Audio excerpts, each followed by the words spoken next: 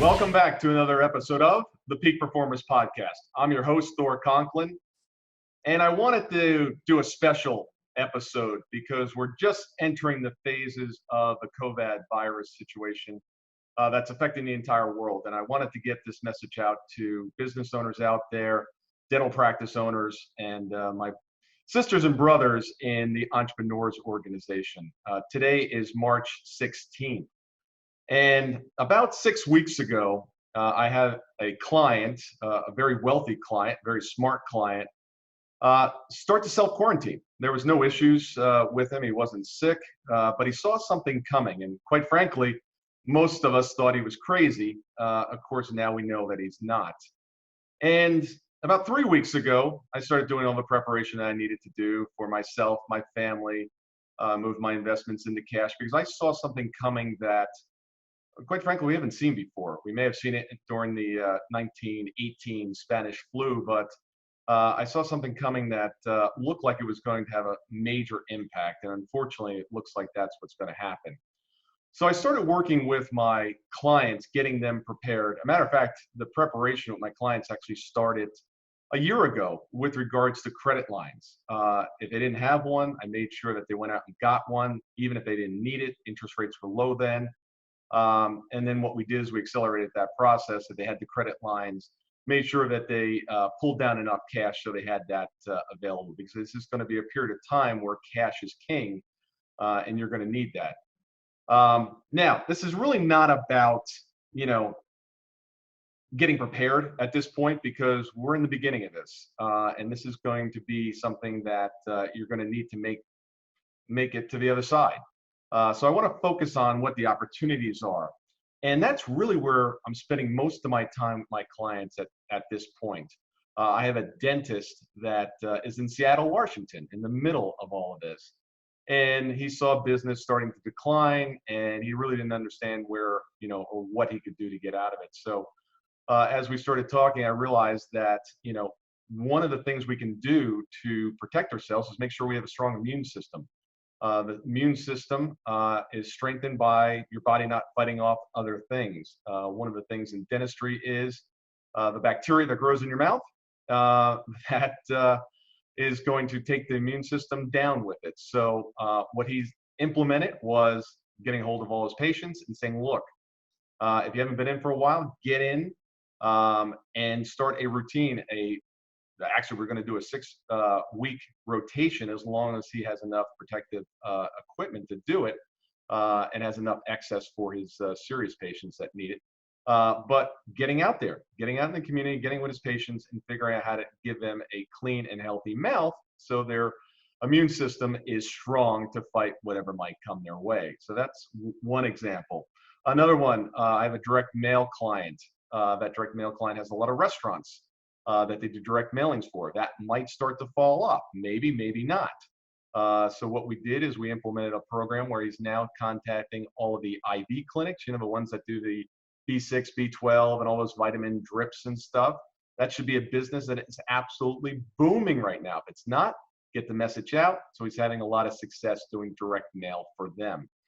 I have another client that she's fortunate enough. She owns a private island in the BVI's, and that island rents for $125,000 a week. As you might imagine, that might be a difficult sale right now with the travel restrictions, et cetera, going on, and it's obviously a very high ticket item. So what we did is I had her switch to turning the island into a safe haven, where clients can come with their families for up to 6 months.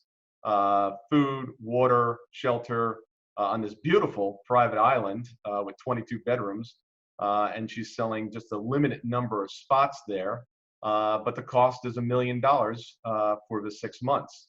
So she's in the process right now of doing that. She may have her best year ever by what's happening in the world environment right now. So it's about coming up with opportunities. Where's the opportunity in your business? And I realize that some of that's difficult. I mean, if you're in the event business and all of your revenues is derived from having large number of people in the restaurant and hospitality, owning hotels, that's going to be a difficult process. for you to come up with an alternative idea, but it's possible.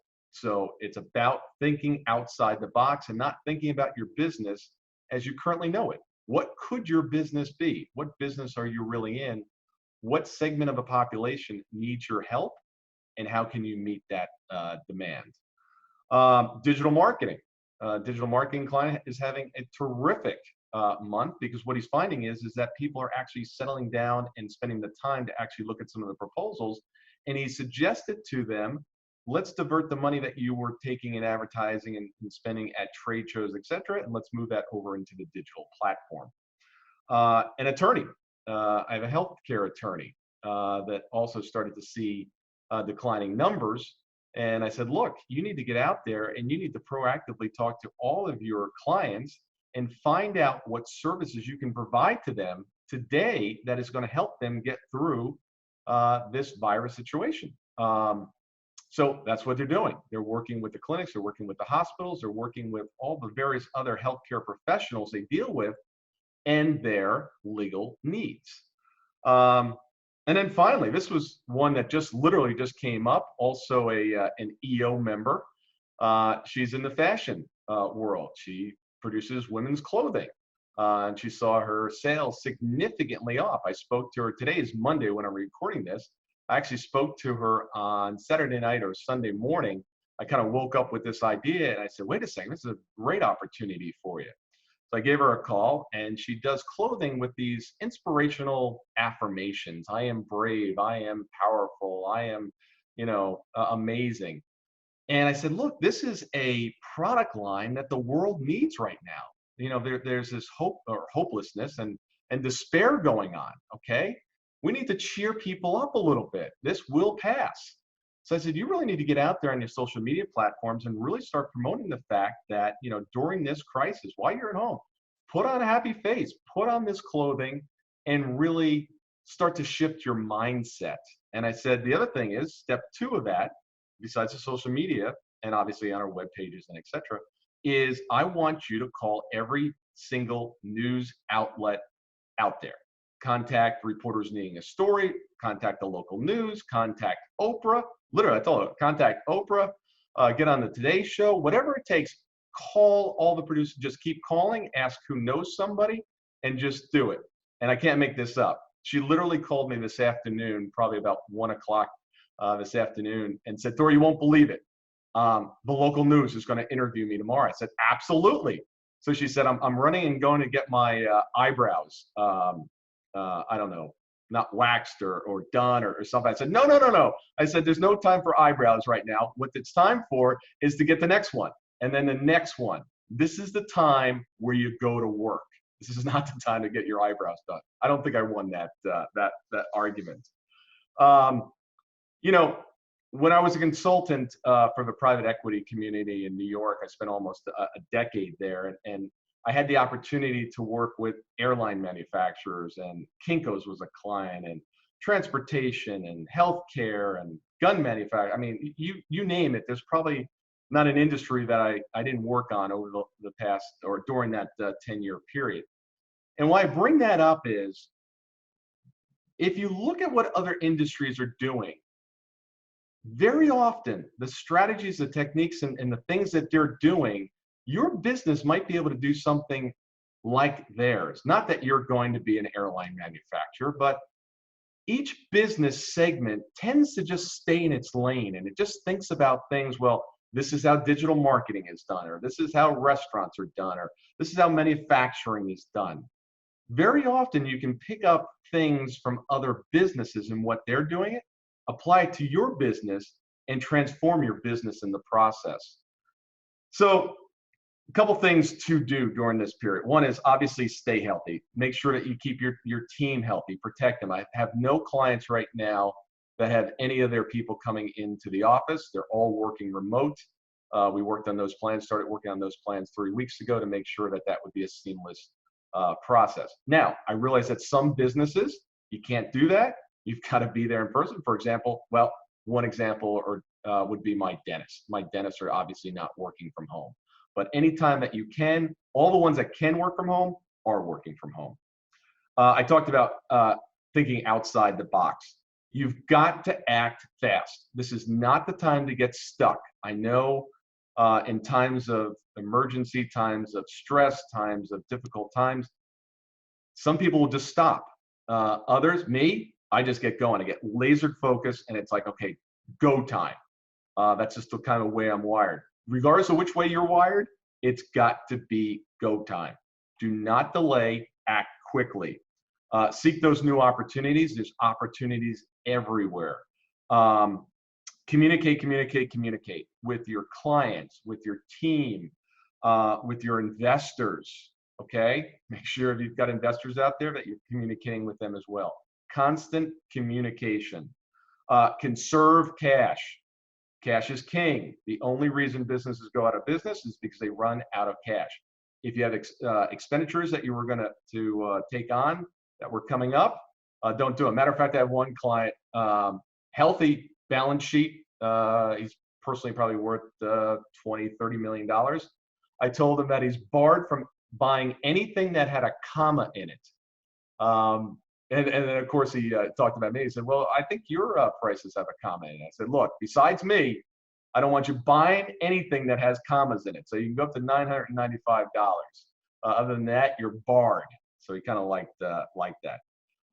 Look, I've been there. In 2008, I purchased a manufacturing company. And literally in 2008, late in 2008, we immediately went into a recession, had that business for 8 years. It was very, very difficult. It was up and down, but it was a struggle. And eventually, I was not able to save that business. It was not a good business to be in. Manufacturing costs kept going up. What I could sell to the clients kept going down. So eventually, I had to exit that business.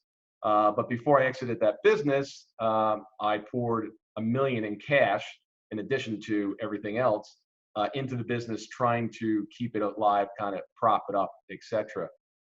So a couple lessons that I learned from the last downturn in 2008, and I don't want you to make these mistakes. Initially, what I started doing was I started cutting hours when things were difficult. And then what ended up happening, I had an entire team that wasn't working 40 hours, and many of the team members, because they were minimum wage workers, couldn't afford to support themselves and their family on 30 hours a week. And then what I realized was I had too many mouths to feed, and I had to make the tough decision that I had to let some people go. And that's never easy. But what I found out in the process of trial and error was trying to cut everybody's hours to try to, kind of even out the pain didn't work because everybody was suffering. I needed to cut staff. I hated doing that, but it was the only way to do it. But I learned that lesson, and when things go lean and before they start to get bad, you need to make those decisions quickly, and you need to trim all expenses and team member, because a lot of times that's where the biggest expenses are. Act quickly. The next one is, do not keep putting money into the company to keep it afloat. That alone cost me $1 million. I thought just a little bit more, just a little bit more, just a little bit more. It was a fool's game, and it was a never-ending pit. Do not do that. You may need to put a little bit in for a short period of time. Do not get caught up in that cycle. And then finally, I didn't have a coach. I was doing it alone. I felt alone. I was making all the decisions myself. I couldn't see the full picture. So I would never do that again. Today, even though I'm a coaching consultant, I've got my own coaching consultant, so he can call me out on the things that I don't see. So make sure you have someone that is a seasoned veteran, understands not only your market, is a great coach or consultant, but also has the knowledge of multiple industries so they can bring that to bear. I wish you and your family the very best. Hopefully some of these things are helpful and will help you get through this difficult period. It will end. I know for many of you, it's going to be very, very difficult. Others, if you plan ahead, you take these strategies, the process is going to be a lot less painful, but we're all going to feel this, and I wish you the very best. Thank you.